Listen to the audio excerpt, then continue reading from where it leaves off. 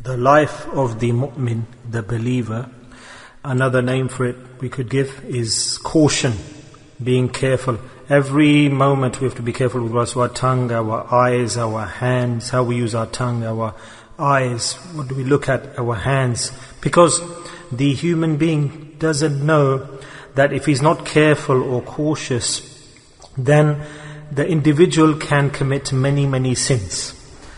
And he doesn't know, the individual, especially when the environment is common, there's regular sins taking place, and when sin becomes prevalent, common, then the person falls into the trap of sin.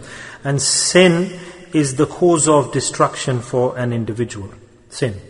And further, for a person who sins in this world and the hereafter, sin is the means or the cause to big loss. Big loss. What sins are we talking about? Those that are the meaning of this hadith, the meaning of the hadith, the Holy Prophet ﷺ guided us, stated, what a great statement, that is there a person who gets destroyed most from everybody, or is destroyed? What a big statement. What a big statement. Allah's Nabi ﷺ has stated that totally destroys that person. He's lost. He's lost out. He's a goner. He's a goner.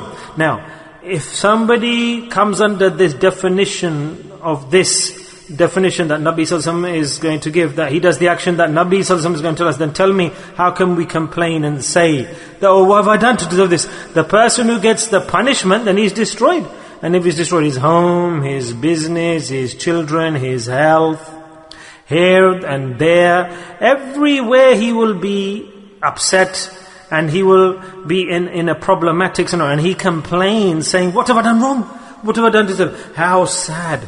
And the problem here is that we think life is according to our likings and opinions. We don't refer to Quran and Sharia and the Deen, the Sunnah, that what does the Deen say about this? What is wrong with this? What is right with this? Now here the hadith is telling us that there's a sin and the punishment of sin. So me and you, if we look here, and I should look more towards myself because I'm worse, but I will probably never have thought or considered of this action as a sin. And the punishment for this sin is that Nabi Sallallahu Alaihi Wasallam is saying that either totally destroyed, he's lost out, he's a goner.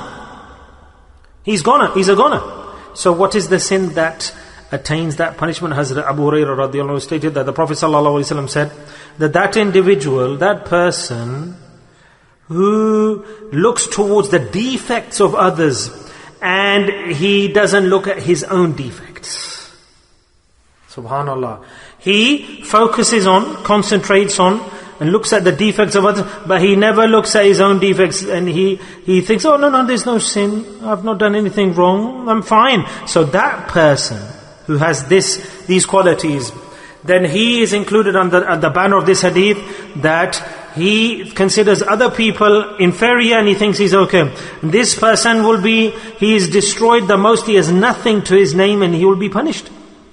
So now we need to see, we need to ascertain. Then first and foremost I look at myself, that he's lying. Do I lie as well? Do I do the same?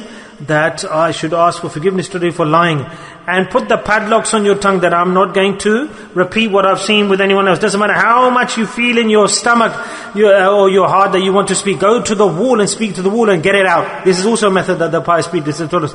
Then when you want to speak about someone else, you don't know how to make your stomach light, then go and stand next to the wall and speak to the wall that this man, he was lying, so that you feel satisfied that at least the wall's listening to me, and so I'm not repeating this to another person. May Allah Ta'ala give us all the tawfiq, ability, capability. That it's not a minor issue, it's a big sin. And this is the biggest sin.